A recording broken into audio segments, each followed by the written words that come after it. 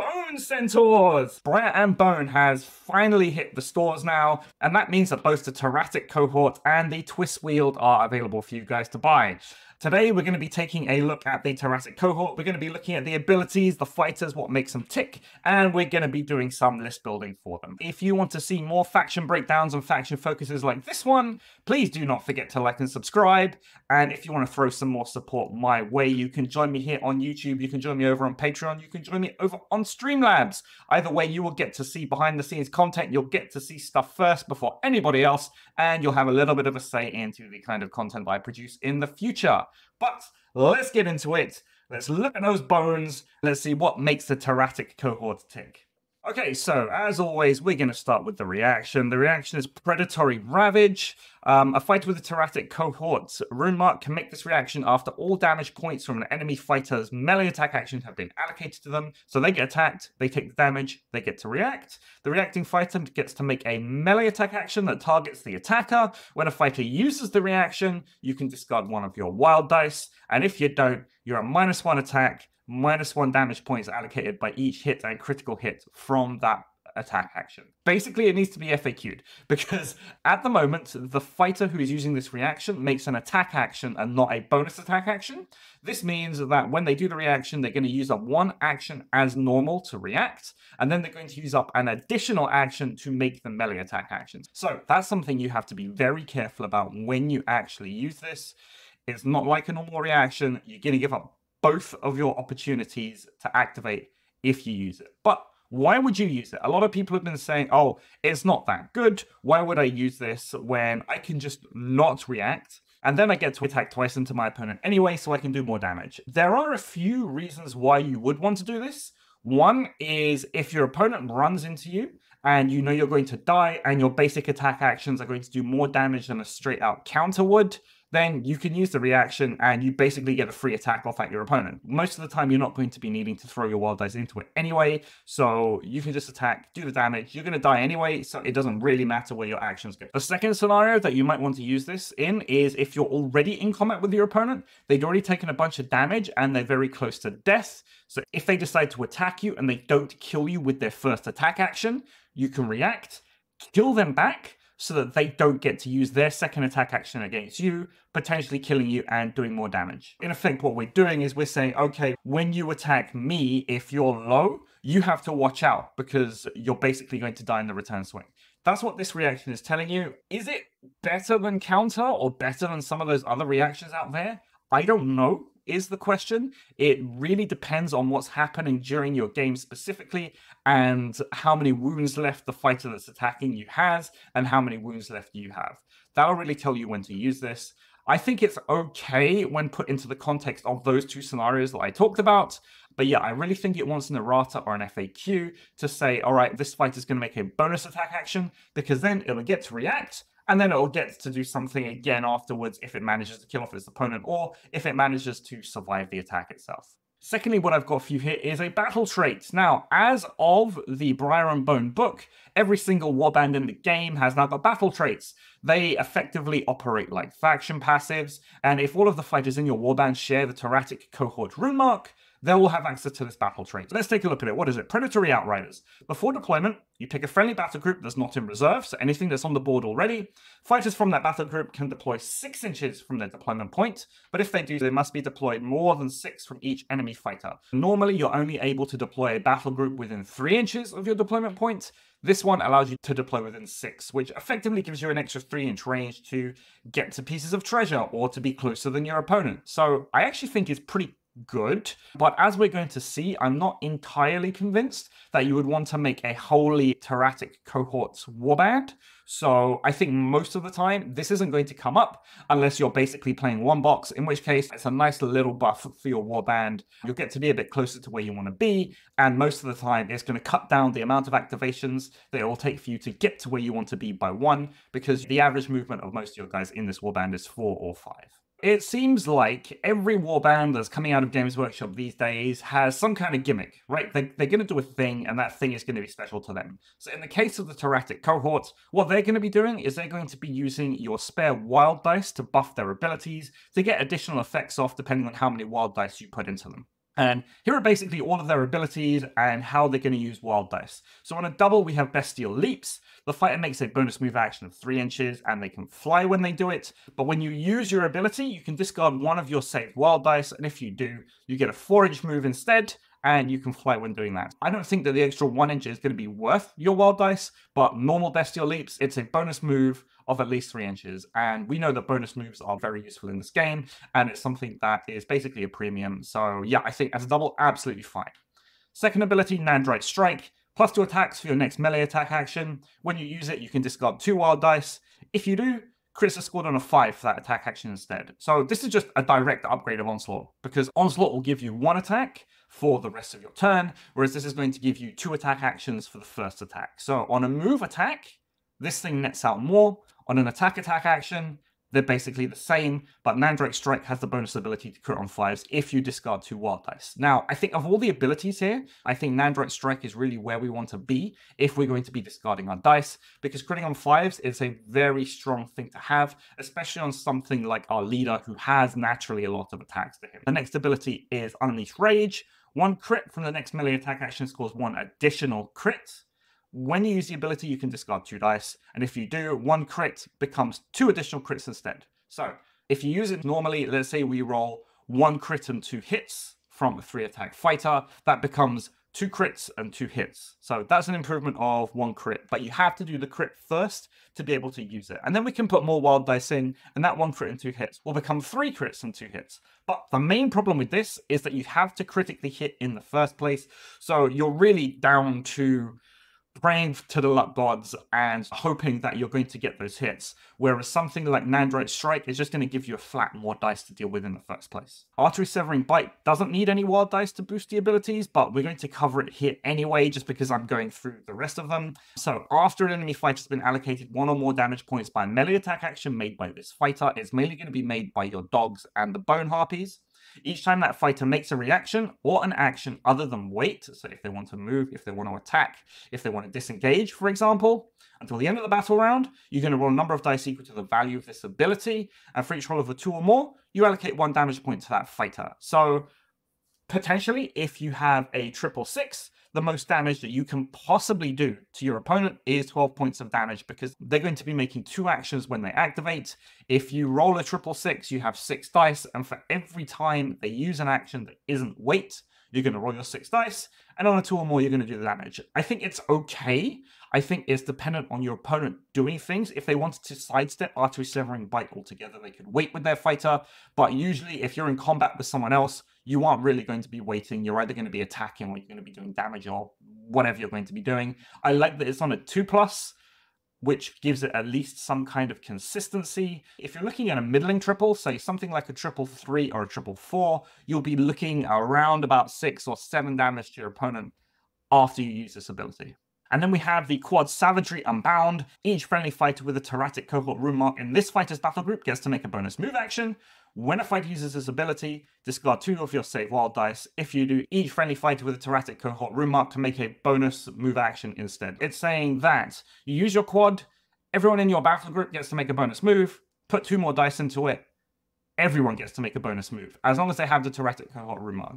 It's a quad. I don't think it's better than Rampage, because generally you just want to do more damage. But if you really needed to get somewhere, yeah, I guess it's fine. Maybe on a turn 1, for example, you roll your quad, you aren't likely to need it for something like a Rampage. So yeah, getting everyone to move on a turn 1 where you're not going to do the damage anyway. Now you're going to get these wild dice.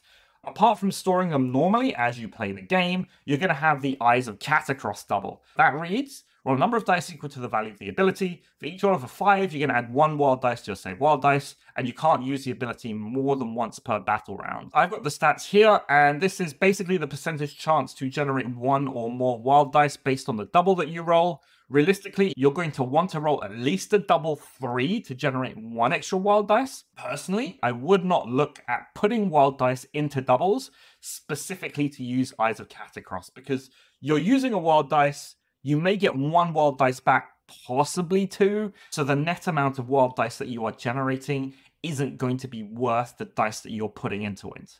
Now, looking at all of these abilities, you have to ask yourself, all right, is this gimmick, so using wild dice, is it worth it for my abilities? I think for Nandrite Strike, it most definitely is. I don't necessarily think it's worth it for Unleash Rage or Bestial Leaps. So in reality, you're going to be looking at boosting 1 or maybe 2 of your abilities in a game with the additional wild dice that you generate from Eyes of Catacross. I don't think it's reliable enough for you to say, all right, every turn I'm going to pump extra wild dice into my abilities to do a whole bunch of different things. I don't think you're going to be generating enough wild dice to do that. But if you look at it more like a small boost to an already good ability that you're going to use once or twice, I think that's fine. So we're going to start with the leader, the Kavalos Centauri, 235 points, movement 7, toughness 4, 20 wounds, which is okay. It's not bad. A 3-inch range, which is actually very good on a leader, and a 5-4-2-4 damage profile. A lot of attacks is very good. I think it's slightly overcosted at 235 points. I really don't like the fact that it's only toughness 4. We're going to see it's the main damage dealer in this warband, and it's only got a 2-4 damage profile, so it isn't fantastic. It does get Nandrite Strike though, so when it charges, it gets to swing for 7 attacks, possibly critting on 5s, with that 3-inch range. So it can use that range to keep itself out of the way, and that is something that's very welcome, I think, for this fighter. It basically has access to most of the abilities that you've got. It doesn't have a unique ability to itself. Basically, you're just bringing it to be a 3-inch range, slightly faster piece. I think it does have merit as a death ally, though, simply because if you are allying it into a warband that is, let's say, triple intensive, like Nighthaunt, that needs a lot of dice for the Nighthaunt Resurrect, or Soulblight Gravelords that needs a lot of dice for the Soulblight Gravelord Resurrect, having that Eyes of Catacross there as an ability that you can just use on turn 1 if you roll a decent double, I think is very valuable. Because if you get to generate 1 or maybe 2 extra wild dice throughout the game, that's more resource that you have to be able to do things like capture initiative and dump them into your ability. So I think as an ally, it's fairly legitimate. If I was going to bless this thing up with Divine Blessings, I might look at toughness 5 for it, because 235 points is expensive for 20 wounds and toughness 4. Alternatively, I might look at base damage. I think a 5-4-3-4 damage profile isn't all that bad. Or if you really wanted to lean into Nandrite Strike, you could boost that crit. It's got 5 attacks anyway, which isn't bad. So getting that thing to crit on 5s, I think, could be okay. Also in the box, you get Mortek Cycloptians, 145 points apiece. They have 2 builds. You've got Halberd and this weird kind of tuning fork spear thing. They are movement 4, 18 wounds, which is very nice, actually. I like the fact they've been given 18 wounds. It does push their points cost up to 145 points, but it gives them just a little bit more survivability that I think they sorely need. They do have toughness 4 like everything else. Looking at the 2 builds, we've got the Halberd, 3-5-2-4 damage profile, which is fine. I think it's a perfectly fine damage profile. Or the Spear, which is a 2-inch range, 3 attack, 5 strength, 1-5 damage profile. I like the fact that Games Workshop has given them strength 5. I like the fact that Games Workshop has given them 18 wounds, because this allows them to really get those 3 attacks doing damage, unlike a lot of other fighters at this points cost. The strength 5 means that the majority of time they're going to be winning on 3s, and the 18 wounds is going to keep them alive. Between the two, which would you want to use? The Halberd pips out the Spear in terms of raw damage.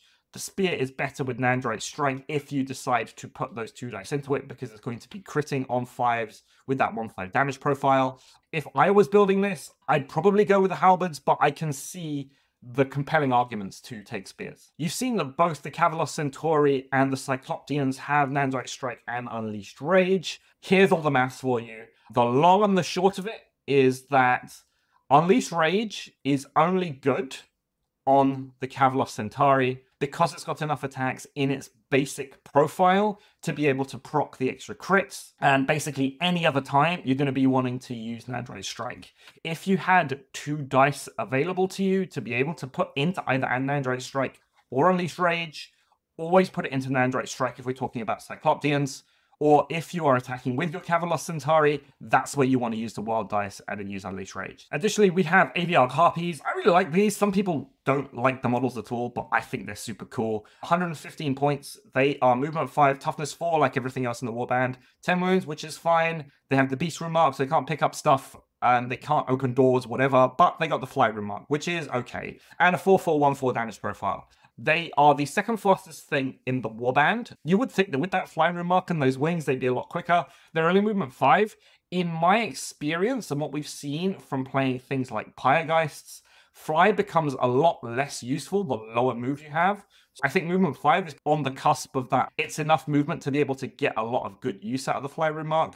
I think 115 points though, they are fairly expensive. They do only have 10 wounds, they do only have toughness 4, and the damage profile isn't amazing. 4 attacks is real nice.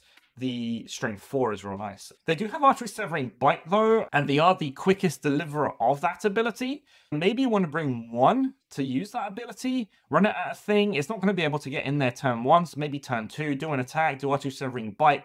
If your triple's high enough, maybe do a whole bunch of damage. That might work. It is burn damage as opposed to just flat dice damage, so that's really useful against stuff like Cities of Sigmar, for example, who can just react to do damage back to you. Any way you can do damage outside of actually having to roll dice is generally going to be pretty good for you. Lastly, we have the Teratic Prowler. 80 points, so it's very much the chaff model of this warband. Movement 4, toughness 4 like everything else. 10 wounds just like your Harpy, a lot cheaper than your Harpy. 3 attacks, strength 3, 2-4 damage profile. I think this is where you want to be over your Harpies. You save a whole bunch of points over them for basically 0.75 points of damage less.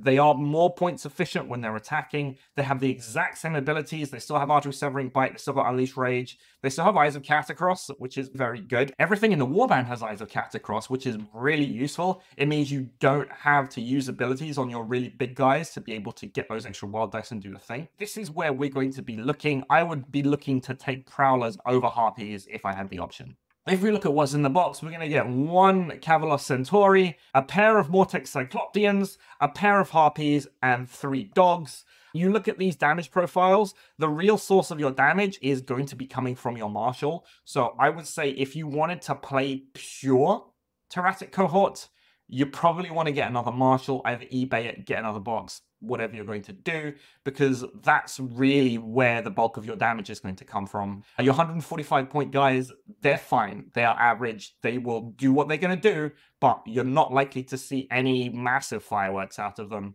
And the dogs and the Harpies, we've covered this already. They're okay, but generally speaking, you're going to want to bring more dogs over Harpies.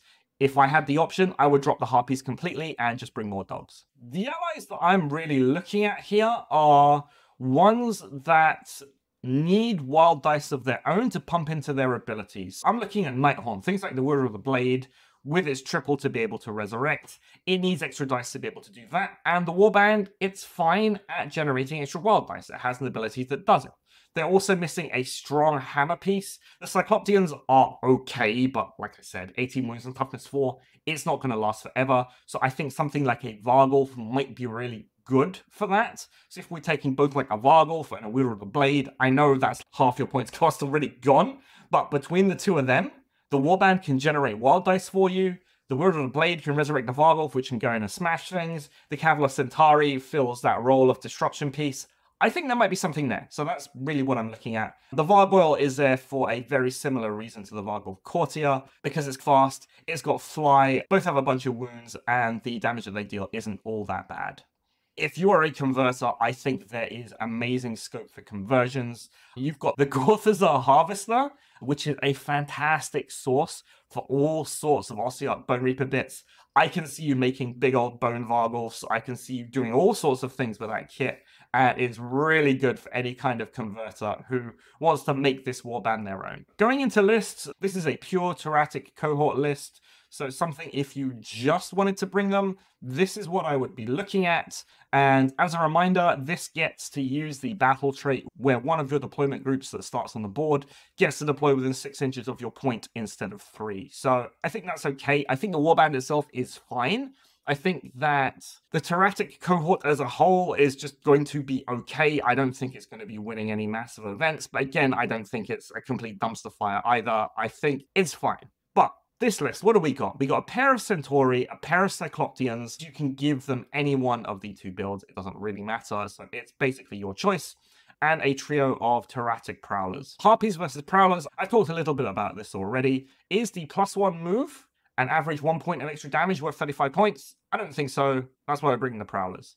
Double Bone Centaur allows you to basically double up on your best fighter, and it has a decent enough damage profile where if things do attack into it and they are low, it will still be able to do damage back to disrupt with the reaction. So that's where we're going with there. That's what I would bring if I was going to take pure Teratic Cohort. If I wanted to make something a little bit more competitive, I'd probably go with something like this. You guys really hate it when I just say buy a bunch of Bladeborn and then take minimum of whatever warband it is we're talking about. So we're not going to do that today. So you have to bear that in mind, that this probably isn't going to be the best version of a Teratic Cohort list that you can build. But I think definitely you want the Wielder of the Blade or a similar kind of resurrection target. I really like the Hex Wraith. I've been using it a lot recently. It's a lot faster. Again, it's got a really good triple that you want to be able to dump wild dice into, so I think that would be pretty nice. On average, you're not going to be generating a whole lot of wild dice, so we're probably going to be looking at 1, maybe 2 boosted abilities per game, or else just dumping those into your Nighthaunt characters, dumping those into your Centauri when it does get to use Nandrite Strike. You'll also see that what I've got here are a pair of Direwolves. I think when we're comparing the Direwolves to the Teratic Prowlers, Direwolves just do what Prowlers do, but better. Yes, they cost an extra 5 points.